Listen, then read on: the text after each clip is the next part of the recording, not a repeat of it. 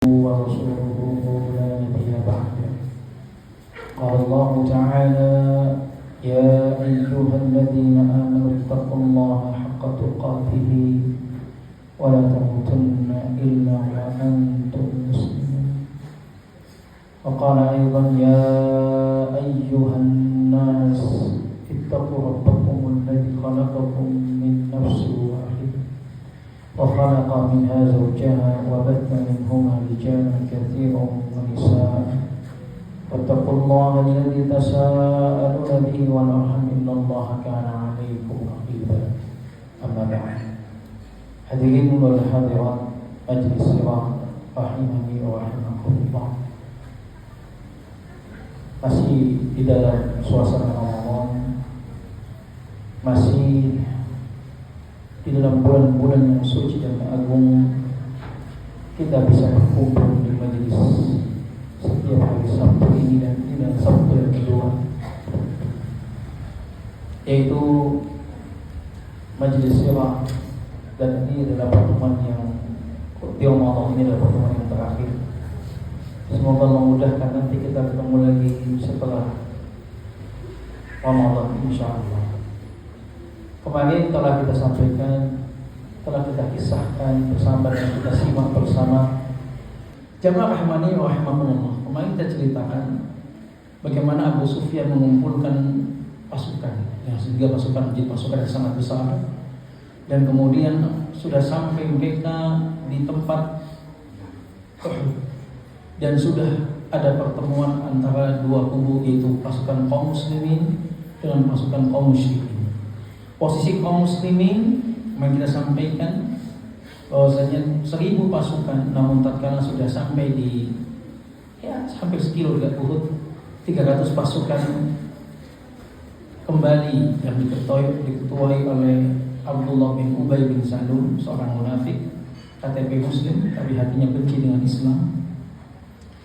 Kemudian tinggallah pasukan 700. Kemudian Rasulullah memerintahkan bagasian 650 kepada 50 pasukan ahli pemanah diketuai oleh Abdullah bin Jubair dengan wasiat tetap berada di Jabal Ain atau Bukit Ain atau Bukit Pemanah disebut. Bukit Pemanah. Kondisi apapun, kondisi jika kami kalah tetap jangan tinggalkan. Jika kami pun menang, kami ngambil harta rampasan, jangan ikut-ikut. Begitu kata wasiat Rasulullah SAW. Nah, tatkala dua pertemuan musuh datang ini, kemarin kita gambarkan kembali lagi posisi pasukan. Jadi saya gambarkan kembali, Gunung Uhud itu 7 diameternya 7 kilo. Ini Gunung Uhud. Di sini ada bukit kecil namanya Jabal Ain atau Gunung Rumah, disebut rumah atau Bukit Pemanah. Saat ini namanya itu. Dulu namanya Jabal Ain.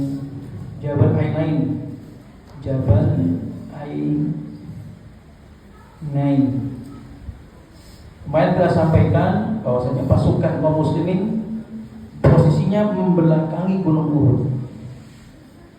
Berarti di sini kan pasukan kaum muslimin, ini kaum muslimin, muslimun.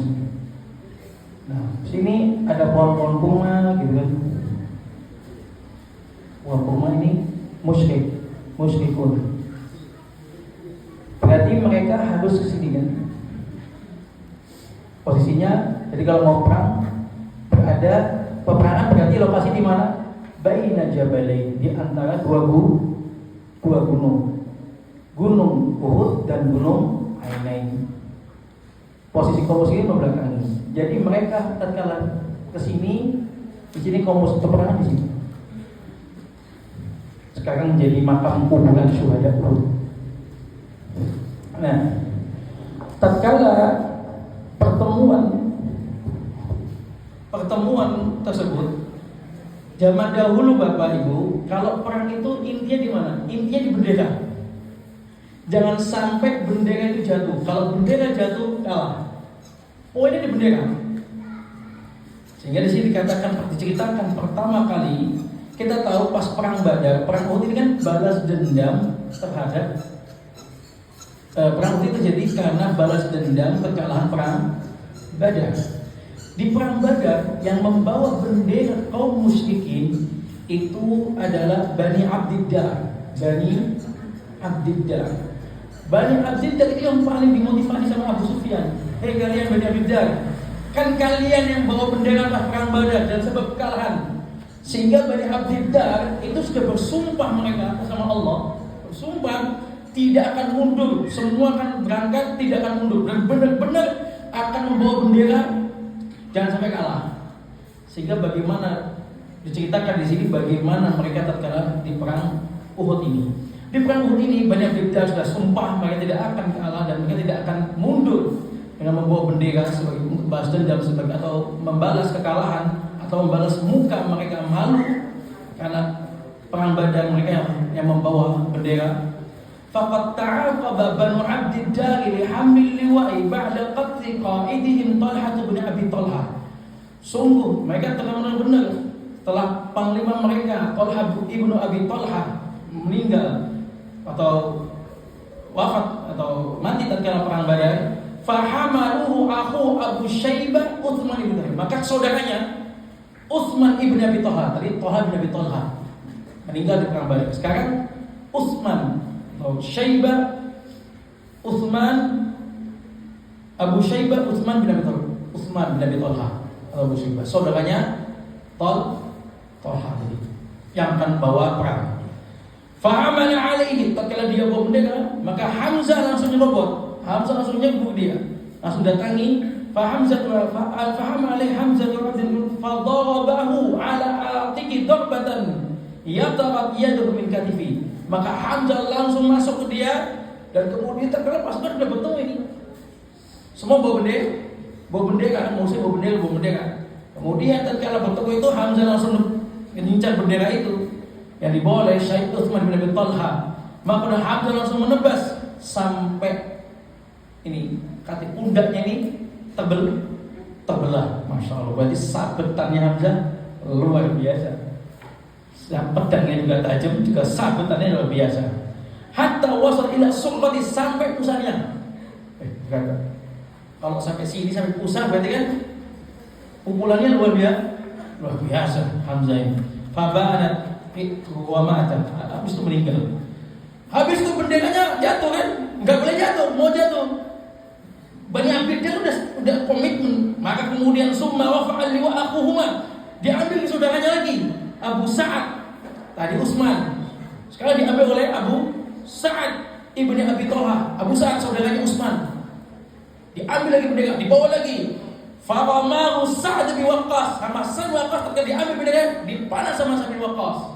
Sampai bisahmin asaba hanjuratahu faqad, sampai tembus ini. Hanjur itu apa lagi? Ini loh, tuh kan. Tos kena sini, tembus itu. Akhirnya dia meninggal juga. Dua saudara sudah bawa bendera. Kemudian ya dipanah sama Sa'ad bin Waqqas, jatuh lagi. Benderanya mau jatuh lagi. Summa rafa'a liwa Musafi ibni Talha ibni Abi Talha. Sekarang ponakan nih, anaknya Abu Talha. Jadi ponakannya Utsman, ponakannya sama lagi nih Abu Sa'ad. Berarti ponakannya kan? Jadi Musafi, namanya Musafi bin Talha ibni Abi Talha. Dibawa sama ponakannya. Ponakannya masih punya meninggal. Ya bin Musaf, namanya Musafi. Sama Asim bin Sabit. Asim bin Sabit itu seorang ahli Quran, tapi ahli jago Quran juga. Ibnu Abi Aflah disahmin, dipanah lagi sama Asim bin Sabit, maka meninggal juga dia. Habis itu benderanya kaum muslimin mau jatuh lagi. Summa hamala li ba'dahu akhuhu Al-Harith bin Talha, saudaranya Musafi, masih ponakannya ini, yaitu bernama Harith. Sama Harith kemudian diambil sama Asim, faramahu Asim bin Tsabit, sama Asim dipanah lagi, kena lagi, mati lagi. Fakanat ummuhuma, tatkala itu ibunya Musafi, ibunya Haris juga menyaksikan. Kita tahu tatkala perang Uhud, kaum musyrikin mengajak para istrinya dan para wanita, mengajak untuk memotivasi, untuk bikin semangat. Makanya Hindun ada, perang Badar nggak ada, perang Uhud nggak ada, mereka memotivasi. Nah, tatkala ibunya melihat wahia Sulafah, ya, dan yang bernama Sulafah, falamma ra'at ma fa'ala Asim bin Tsabit bi abna'iha nadarat in amkanaha Allah min ra'si Asim an tashraba fihi al-khamra. Wa kana Asimun radhiyallahu anhu qad ahada Allah alla yamassa musyrikan abada wa la yamassahu musyrik, thumma hamala liwa' Kilab bin Talha betul faqata Zubair bin Awam. Tadi yang pertama Abu Syaibah Utsman bin Talha yang bawa dari Bani Abdidah, dikalahkan Hamzah, ditebas sampai pusatnya. Bendera jatuh diambil sama Talha. Abu Sa'ad diambil sama Abu Sa'ad. Abu Sa'ad diambil, dipanas sama Sa'ad bin Waqqas, tebus sini, hajar sini. Kemudian jatuh bendera, mau jatuh, diambil sama Musafi. Musafi ini ponakannya, Musafi ibn Talha, anaknya Talha yang pertama kali. Pun kemudian panas sama Asim, dia juga mati. Kemudian habis itu diambil sama Haris, saudaranya Musafi, pun dipanas sama Asim. Jadi Asim bin Tsabit memanah dua kali, dan itu berada di hadapan kedua orang, di hadapan ibunya Musafi dan Haris. Maka kemudian ibunya Haris, kemudian Musafi ini yang bernama Sulafah mengatakan, demi Allah saya bernadar, seandainya dia bisa mengambil kepalanya Asim, saya akan meminum khamr. Tapi Asim bin Tsabit sudah dia telah berjanji tidak akan tubuhnya disentuh oleh musyrik, sehingga Allah selamatkan. Dan kemudian bendera itu jatuh lagi, mau jatuh, diambil lagi oleh Kilab ibn Talha, masih anaknya Talha. Jadi anaknya Talha berapa? 3. Diambil lagi. Kemudian faqata Zubair bin Awam, sama Zubair bin Awam dibunuh, mati lagi. 3 anaknya Talha mati. Tadi pamannya 2, 3 sebelum bapaknya. Summa amala liwa auladatuha Talha bin Talha. Kullum qutilu aula liwa musyrikin ba'da an qutila abuhum Talha wa ammahum Utsman wa Abu Sa'ad. Meninggal semua, keluarganya Talha ini meninggal semua, berdarah. Talhanya Sayyid Utsman wa Abu Sa'ad, anaknya sahabat Musafi, Haris, Kilab. 6 orang sudah meninggal. Habis itu bendera lagi dipegang lagi oleh Bani Abdiddar, Arta ibn Surahbil. Faqatalu Ali bin Thalib. Diambil lagi, dipegang lagi sama Ali bin Thalib. Wakilah Hamzah, dan mengatakan Hamzah yang memenggalnya. Habis itu bendera diambil lagi, Syuraih ibn Qarid. Masih kuat Bani Abdiddar ini. Ya, setelah pegang Talha, diambil Arta ibn Surahbil. Kemudian dibunuh oleh Ali. Kemudian diambil di bendera oleh Syuraih ibn Qarid. Faqatalu Utsman, atau disebutkan ya Utsman atau ya Utsman. Habis itu dibunuh oleh Utsman. Yang Utsman nanti ini saya ceritakan, dialah yang para sahabat bertanya, oh dia adalah saat ada perang. Kata Nabi, huwa min ahlina, dia penduduk neraka.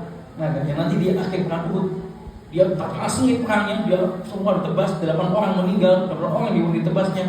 Setelah dia kena panah dan dia istirahat, habis itu dia bunuh diri. Itu Utsman ini namanya. Nanti kita ceritakan di akhir. Ini yang kita bunuh Utsman. Habis itu diambil lagi oleh Abu Yazid ibn Umar ibn Hashim, masih Bani Abdiddar. Dibunuh lagi sama Utsman lagi. Poinnya, bendera itu tidak akan pernah berdiri. Terus ditebas. Ini menunjukkan pertama kaum muslimin menang. Kemarin kita ceritakan bagaimana Abu Dujana, dia perang, dia membawa pedang sama Rasulullah, dia berjanji. Maka ambil haknya, apa haknya? Tebas semua sampai belakang. Dan Abu Dujana sampai barisan wanita di bagian akhir. Bayangin melewati berapa ribu, itu 3.000 pasukan, dilewati sampai bagian akhir. Di antara yang kemarin tentu kita ceritakan lagi kepahlawanan, kemarin Abu Dujana, bagaimana kita lihat kemarin pahlawannya. Kemudian juga hari ini kita ceritakan di antara kepahlawanannya siapa? Abdullah ibni Haram ibni Jabir radhiyallahu anhu. Abdullah bin Haram walid Jabir. Abdullah bin Haram adalah orang tuanya Jabir bin Abdullah. Jabir bin Abdullah punya orang tua bernama Abdullah bin Haram. Abdullah bin Haram ini saking pahlawannya, dia tembus pasukan tengah, kemudian sampai badannya penuh dengan luka, sampai musyajjal wa qad muthi, sampai tercincang-cincang tubuhnya Abdullah bin Haram. Maka kemudian Jabir saat itu juga ikut dalam perang, melihat orang tuanya. Wa maka ja'a bi abi musajjan wa qad muthila bi fa aradtu an alfa. Habis mau diangkat, dikasih dikasih tutupin baju lah sama Jabir, karena bapaknya yang meninggal seperti itu dalam perang. Tapi kemudian para sahabat melarang, enggak usah. Kemudian ya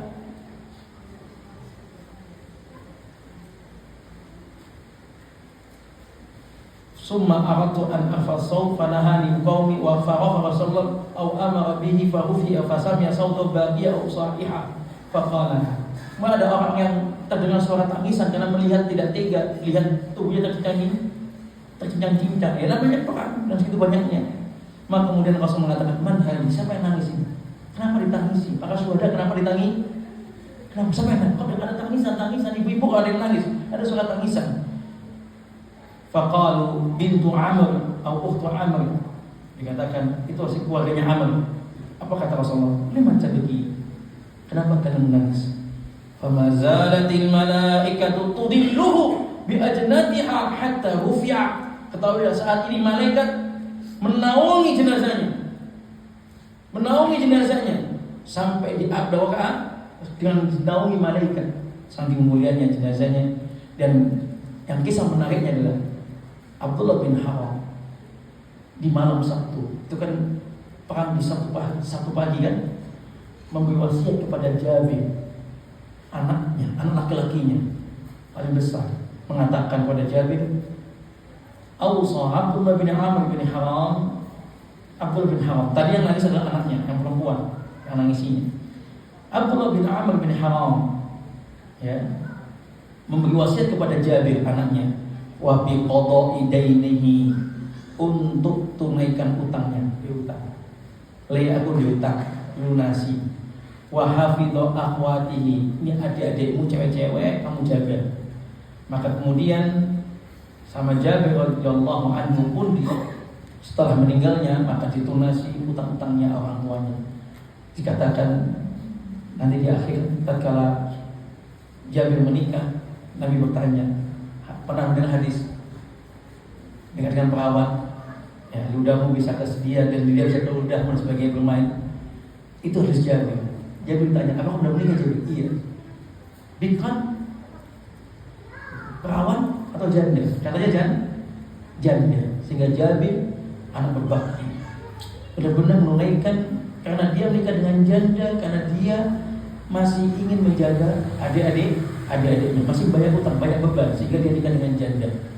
Ini menunjukkan Jabir bin Abdullah adalah anak yang berbakti. Dia meridhokan kesenangannya demi menunaikan amanah dari orang tua. Dan ini menunjukkan menjaga amanah orang tua adalah bukti bakti kita kepada orang tua setelah orang tua kita meninggal. Dan ini juga wasiat, dan ini juga adalah anjuran untuk menganjurkan untuk anak itu berbakti setelah meninggal.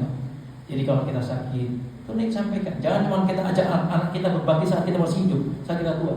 Tapi justru kata para ulama, berbakti yang paling utama tatkala sudah meninggal, dan ini paling susah, yaitu berbakti kepada bule-bude, apa-apa yang menjadi kebaikan bagi orang tua itu dijaga. Jamaah rahimakumullah.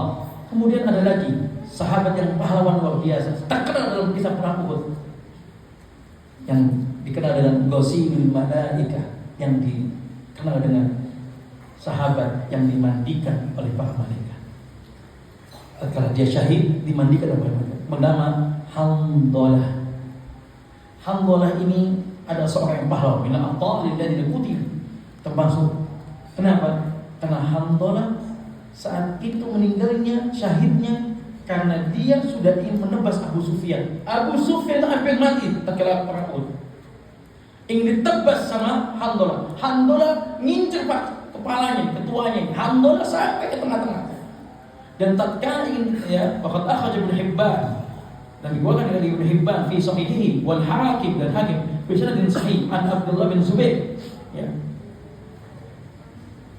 Kemudian menceritakan di sini poinnya kata Nabi sallallahu alaihi wasallam wa qad al-Hanzalah ayyatula Abu Sufyan ibn Harb qaid Quraisy lakin Shaddad ibn Aswad qatalah.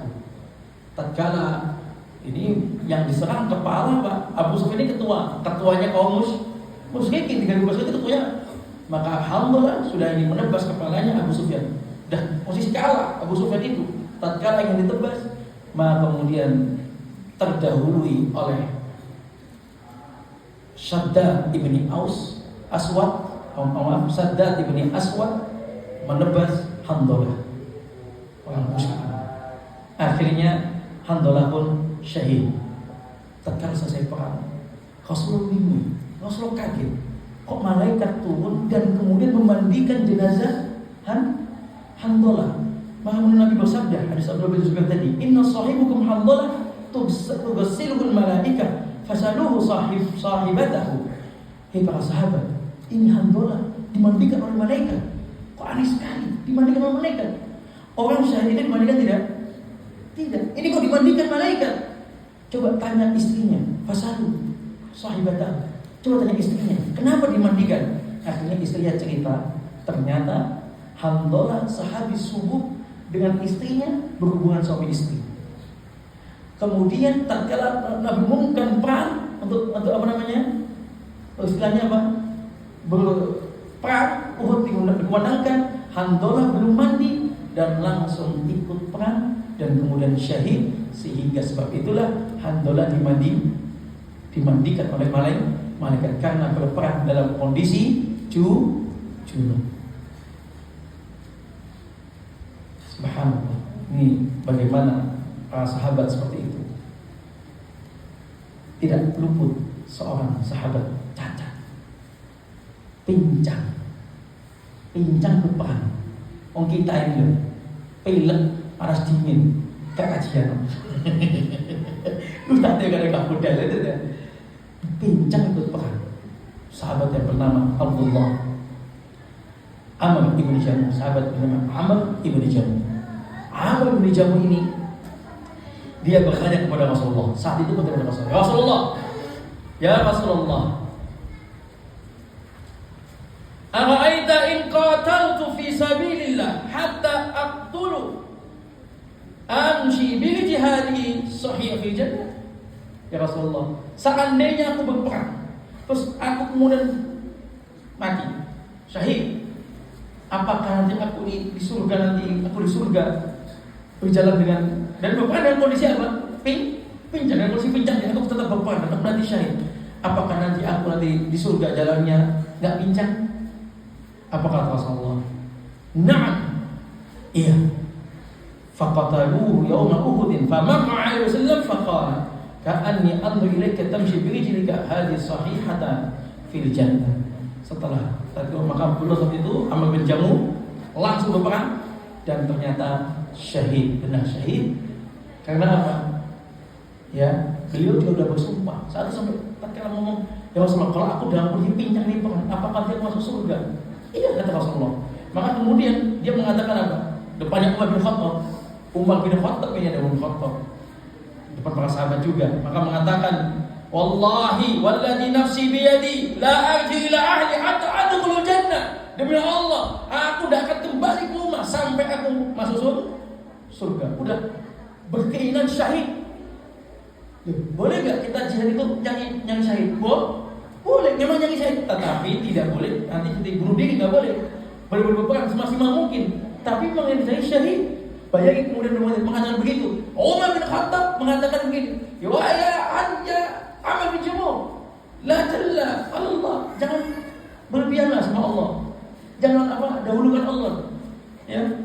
Faqala Rasulullah, kata Rasulullah, "Man Umar, mahlan ya Umar, fa inna minhum law aqsama 'ala Allah la abarra." Santai Umar, santai aja. Ya. Di antara mereka jika ada yang bersumpah atas nama Allah, Allah akan tunaikan, Allah akan kabulkan. Di antaranya Amr bin Jamuh. Kalau dia sudah bersumpah, Allah akan kabulkan doanya. Maka dia sudah bersumpah sama Allah, sehingga benar Amr bin Jamuh meninggal syahid dalam perang Uhud. Dan setelah itu, tatkala Rasulullah SAW wafat, ketemu dengan jenazahnya, Rasulullah mengatakan, sesungguhnya aku melihat dia di surga berjalan dengan kondisi sehat. Ya. Bapak Ibu, ngaji nuntut ilmu itu juga jihad. Kita sakit, kita datang, semoga sakit nanti ini, atau ada sakit jantung, sakit apapun, kondisi apapun. Kalau kita masuk surga semuanya sehat. Di dunia itu hanya bentuk ujiannya itu. Ada yang bentuk ujiannya sakit ini, tapi secara umum itu sakit. Ada yang kemudian cobaan yang lain, ya, Yusuf cobaan. Ini yang dari Amr bin Jamuh. Amr bin Jamuh itu bukan sahabat walaupun kencang, tapi dia tokoh, orang baik dia ini. Ya, sampai Nabi pernah bertanya, "Man sayyidukum ya Bani Salamah?" Karena Amr bin Jamuh itu dari Bani Salamah. "Wahai Bani Salamah, siapa tokoh kalian? Ketua kalian siapa?" Kata mereka, "Jaddu bin Qais. Ala anna nubakhiluhu." Ketua kami ya Rasul yang bernama Jadd ibni Qais, tapi dia pelit. Kata kaumnya, ya ini menunjukkan pelit ini memang dia disukai. Wa ayyuda'in adwa minal bukhl, kata Rasulullah SAW. Obat apa yang paling ampuh untuk menyembuhkan orang pelit? Susah. Bal sayyidukum Amr bin Jamuh, tapi tuan kalian adalah Amr bin Jamuh. Tokoh kalian adalah Amr bin Jamuh. Ini menunjukkan Amr bin Jamuh adalah seorang tokoh yang luar biasa. Walaupun pincang, menunjukkan dia orang baik, dia dipilih oleh kaumnya sebagai tokoh. Kemudian ada lagi seorang sahabat. Ya, ini indahnya itu. Ini lebih kalah indahnya ceritanya. Usairim radhiyallahu anhu. Ini belum pernah sujud sama Allah walau sekali. Meninggal syahid masuk itu surga. Ceritanya dia yang Yahudi. Usaim ini seorang, artinya dia datang sebelumnya Rasul belum masuk kota Madinah. Di zamannya siapa yang datang ke kota Madinah? Mus'ab bin Umair ngajak masuk Islam. Dia nggak mau masuk Islam. Sampai datangnya Rasulullah di kota Madinah, dia nggak mau masuk Islam. Di perang Badar pun nggak mau masuk Islam. Sampai kemudian setelah tahun ketiga di perang Uhud ini, tiba-tiba di hari itu kaum muslim perang, dia Allah berikan dia hidayah. Usairim. Maka kemudian tatkala mendengar, ya, maka Usairim al-Ansari menjadi Ashar. Ya. Dia kemudian Bani Ashar, dia kemudian ambil pedangnya. Falamma kana yawmul qadafa Allahu isra fi qalbihi lil husna allati sabaqat lahu min subhanahu wa ta'ala fa aslama wa akhadha sayfahu. Dia ambil pedangnya dan ikut perang. Faqatala fa athbatahu jirah. Tatkala dia ikut perang, maka dia banyak kena luka. Walam lam ahadun bi amnihi. Dan dia masih belum tahu. Ini kok enggak ada, dia enggak ngomong-ngomong kalau dia Islam, dia ngomong dia harus ikut perang. Ambil pedang ikut perang. Kemudian ternyata diceritakan sini, ya, banyak luka sehingga dia tatkala itu sudah mau meninggal. Setelah peperangan, Tawafa Banu Abdul Ashhal. Banu Abdul Ashhal itu keliling mencari keluarganya. Ini maksud Bani Abdul Ashhal. Ketemu dengan Usairim ini. Ngapain Usairim di sini? Maka bertanya, "Majabi?" Laqad kana, ya. Summa man ladhi ahadabun ala qaumika am ghabbatun fil Islam. Sudah dalam kondisi fawajadul Usairim wa bihi ramatun yasir. Sudah tinggal napas sedikit. Usairim sudah tinggal napas sedikit. Udah tak luka setelah selesai. Udah tinggal napasnya sedikit. Ambekannya tinggal sakaratul maut. Tapi masih bisa bicara. Ketemu sama teman kaumnya nih. "Kamu kenapa di sini? Kamu enggak muslim, enggak ikut perang." Kamu perang karena ini ya, ingin bela kami ya. Berarti kami kan bagi Asyad ikut perang karena Muslim, ada sebelumnya kami Muslim. Kamu karena ingin ikut perang karena ingin membela kabilah atau ingin karena Islam? Ditanya karena kondisi seperti itu, apa katanya? Dalam kondisi seperti itu, bal raghbatun fil Islam, amantu billahi wa rasulihi wa aslamtu, katanya. Aku perang ini karena Islam, bukan karena kaum, tapi karena Islam. Tidak hidayah, subhanallah. Apa? Oh seperti ini Pak, subhanallah. Tapi satu dari 1000 Pak. Sebelumnya gak sholat, gak apa, maksiat. Hidayah, ngaji, apa?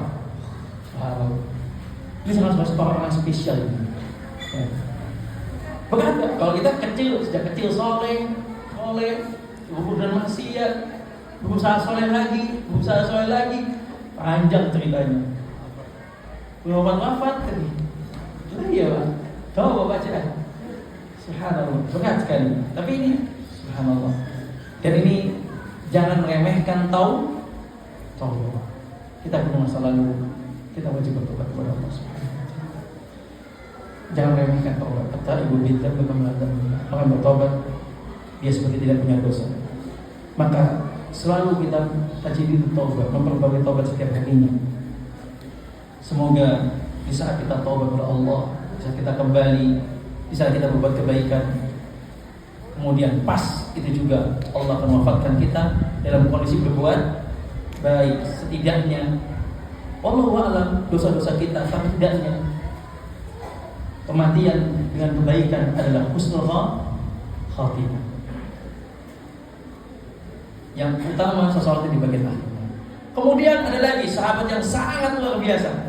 Dan ini tatkala doa yang mengguncang para sahabat, doa yang mengagetkan Sa'ad bin Abi Waqqas. Abdullah bin Jahsy dikenal dengan Al-Mujaddah. Gelarnya Al-Mujaddah. Al-Mujaddah seorang yang termutilasi, terpotong-potong. Dia ini, jadi ceritanya, qala Ibnu Utsaimin berhasil menceritakan, kana yuqali Abdullah bin Jahsy, Abdullah bin Jahsy Al-Mujaddah fillah. Orang yang termutilasi. Saat itu yang menceritakan adalah Sa'ad bin Waqqas. Sa'ad bin Waqqas menceritakan, haddatsani abi, katanya anak Abdullah bin Jahsy. Haddatsani abi anna Abdullah bin Jahsy. Yang berikutnya dari Ishaq bin Sa'ad bin Waqqas. Ishaq ini anaknya Sa'ad bin Abi Waqqas. Saat itu Sa'ad bin Waqqas, bapakku, menceritakan kepadaku tentang Abdullah bin Jahsy. Jadi saat cerita kepada Ishaq. Ishaq ini anaknya Sa'ad bin Waqqas. Kemudian katanya, ala ta'ti tadrullah fakhallau bi fi nahiyah fadara Sa'ad. Katanya Abdullah bin Jahsy, Sa'ad, ayo kita ikutan berdoa, ayo kita berdoa sebelum perang, berdoa. Akhirnya Sa'ad bin Waqqas dan Abdullah bin Jahsy minggir sebelum perang itu minggir, ngocok dulu, habis itu berdoa kepada Allah. Lihat doanya Sa'ad bin Waqqas, luar biasa doanya.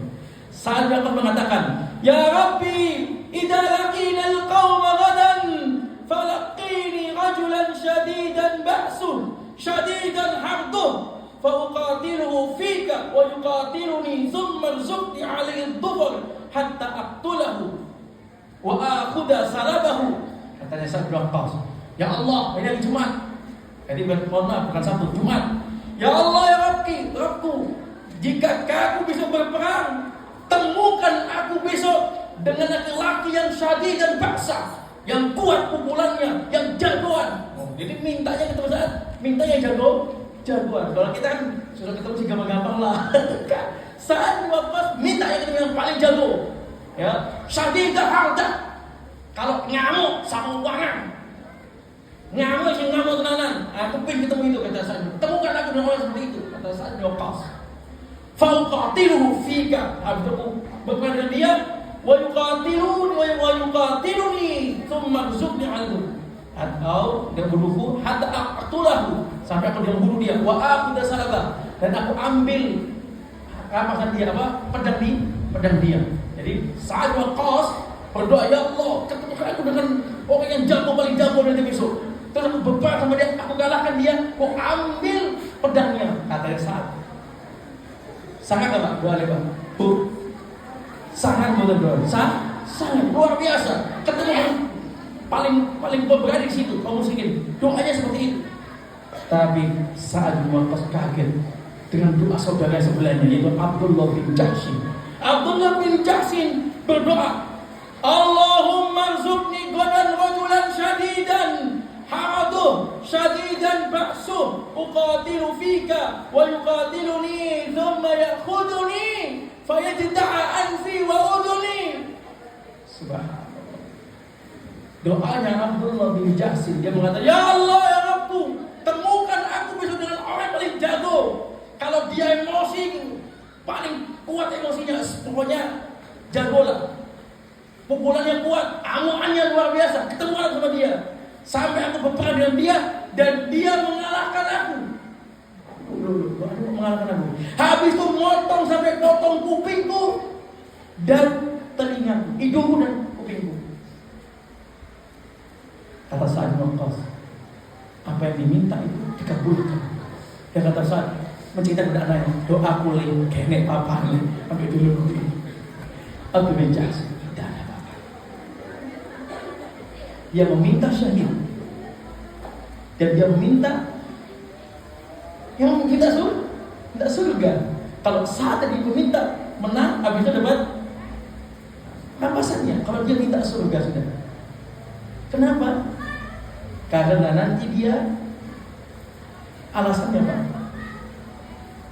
Kultu kata Sa'ad kaget dengan doanya Abdul bin Jahsy. Kok ini doa ini? Maka bertanya, ya Abdullah, fima jubi'a anfuka wa udhunuk. Kenapa kau minta dipotong telingamu sama hidung-hidungmu? Fika wa fi rasulika. Ya Allah, sadaq. Apakah itu demi Allah dan Rasulnya? Kau lakukan doa itu? Iya. Qala sallallahu ya bani, kana da'watu Ibnu Jahsy khairan min da'wati laqad ra'aytu akhir wa in udunuhu wa anfu lil mu'allaqatin.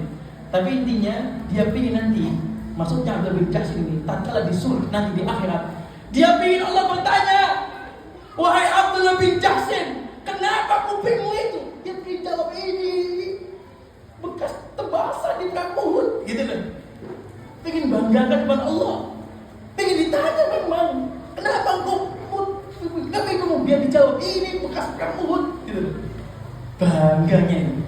Maka benar kata Sayyidina Waqqas, doanya dikabul. Dan tatkala setelah peperangan, ternyata kupingnya sudah tergantung sama telinga, hidungnya tergantung terpisah. Ya, makanya disebut al-mujaddah, yang termuti sesuai permintaannya beliau. Boleh, tapi bukan cari mati ya. Maksudnya itu sengaja mati-mati ibu ya, penggalang enggak, berperang dengan sengit. Dan kemudian akhirnya seperti kata Allah kabulkan. Tapi tujuannya apa? Kita bisa Bapak Ibu berdoa seperti itu kepada Allah. Kita bersumpah sama Allah. Ya Allah, saya akan begini. Jika begini saya begini. Ya Allah, saya bersumpah jiwa untuk agama ya Allah. Silakan. Saya sakit ya Allah. Saya tetap berangkat kajian. Jika engkau nanti kelak di akhirat ya Allah, penyakitku ini bisa membawa aku ke surga. Jika engkau tanya kenapa engkau kemudian kalau pengajian mesti agak belakangan karena sakit. Tapi kita pakai ini. Dokter kok kayak iya Pak. Lah, Pak tahu boleh ini dapat kamu ampunan kan hadisnya ada tahu boleh Pak. Seorang sahabat, seorang apa yang datang enggak dia kajian. Ada apa kami kok ini bukuan menunggu tiba kajian. Habis itu dilapor malaikat. Kata Allah apa? Lahu faqad kafaqtu. Dia datang dengan penuh dosa dan gak ada niat kajian, ternyata dia berada di majelis ilmu, apalagi majelis ilmu. Kemudian Allah ampuni. Bapak Ibu, sudah 42, 3 menit lagi. Saya tutup dengan, karena ini sebetulnya ini adalah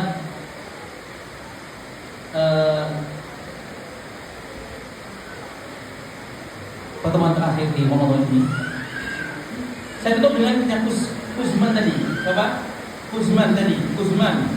Mimman qatala yawma Uhudin hamiyah wa laysa bi jihad. Dia datang berangkat tidak ada niat jihad. Memang nggak ada niat jihad. Wah, berat. Jihad itu niatnya harus karena Allah. Jangan sampai karena suku, karena apa ini, perhatikan. Dia datang bukan karena niat Allah. Fakana min ahli nar. Tapi dia berada di barisan kaum muslimin, namun dia termasuk ahli neraka.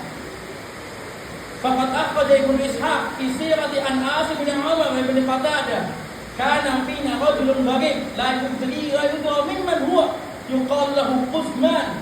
Ada seorang lelaki di antara kita, kan tidak kenal siapa ini lelaki. Kalau kecil nggak tahu, ketemu Rasul nggak tahu, tapi dia kok berada di barisan Islam dia.